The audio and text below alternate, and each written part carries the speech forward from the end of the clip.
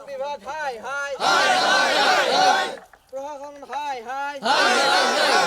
দরং জিলা প্রশাসন হাই হাই আমার পাহাড় পর্বত রক্ষা করো আমার সাহিত্যিক মনীষী উপবন রক্ষা করো আমার পাহাড় পর্বত রক্ষা করো অবৈধ খনন কার্য রোধ করো কুৰুৱা বন বিভাগ হাই হাই দৰং জিলা প্ৰশাসন হাই হাই অসম চৰকাৰ হাই হাই কুঁৱৰী তেতেলীয়া পাহাৰ এইবিলাক যি পাহাৰবিলাক আছে সেইবিলাক অবৈধভাৱে খনন কাৰ্য চলি আছে ইয়াৰ বিৰুদ্ধে আমি গোটেই সমাজে ওলাই আহিছোঁ মানে কি এইবিলাক ৰোধ হ'ব লাগে যিটো সময়ত মুখ্যমন্ত্ৰী মহোদয়ৰ আপোনাৰ অমৃত বৃক্ষ আন্দোলন কাৰ্যসূচী হাতত লৈ গোটেই মানে অসমখন সেউজীয়া কৰাৰ যি সপোন ৰচনা কৰিছে তেনেস্থলত আমাৰ পাহাৰ পৰ্বতবিলাক যদি নাথাকে আমি ক'ত গছ গছনি ৰুম আৰু এইবিলাকে যদি আমাক অক্সিজেন নিদিয়ে আমি কেনেকৈ জীয়াই থাকিম সেইকাৰণে আমি গোটেই সমাজৰ মানুহে ওলাই আহিছোঁ যিহেতু আমাৰ ওচৰৰ পাহাৰ পৰ্বতবিলাক বন বিভাগৰ নেতৃত্বত বা তেওঁলোকৰ মানে জ্ঞাত বুলি ধৰি লৈছোঁ তেওঁলোকৰ জ্ঞাত অনুসাৰে তেওঁলোকে মানে কোনো ইয়াৰ ওপৰত ব্যৱস্থা নলয়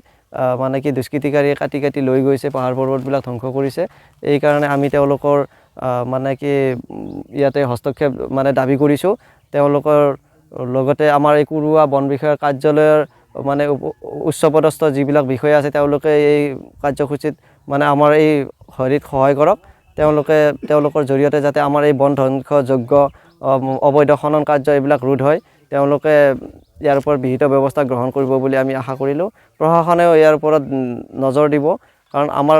এই অঞ্চলটো একেবাৰে শেষ কৰি পেলাইছে পাহাৰ পৰ্বতবিলাক কাটি কুটি শেষ কৰি পেলাইছে যিবিলাক আপোনাৰ ফৰেষ্ট ৰিজাৰ্ভ আছে সেইবিলাক কাটি কুটি শেষ কৰিছে তেওঁলোকে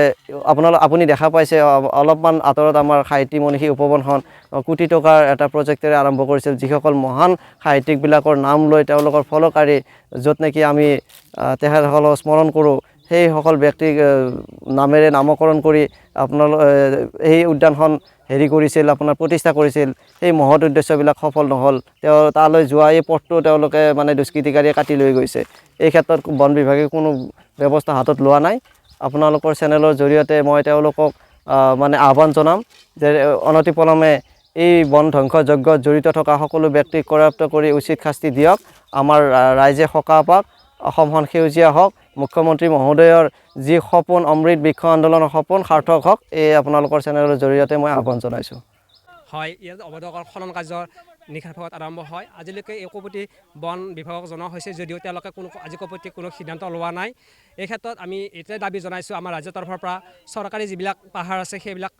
সংৰক্ষণ হ'ব লাগে যাতে ভৱিষ্যতে যাতে এনেদৰে অবৈধ খনন কাৰ্য যাতে আৰম্ভ হয় তাৰ প্ৰতি চৰকাৰে বিহিত ব্যৱস্থা ল'ব লাগে বন মণ্ডলে ইয়াৰ ওপৰত এটা কঠোৰ ব্যৱস্থা ল'ব লাগে এইখিনি মই তেওঁলোকক দাবী জনাইছোঁ এই ক্ষেত্ৰত বন বিভাগ মেনেজ বুলি ক'ব পৰা যাব যদি ক'ব আচলতে বন বিভাগ মেনেজ হয় নে নহয় সেইটো নাজানো কিন্তু নিশাৰ ভিতৰত যে তেওঁলোকে ইয়াৰ পৰা চোৰাং কৰি ড্ৰাম ফালেদি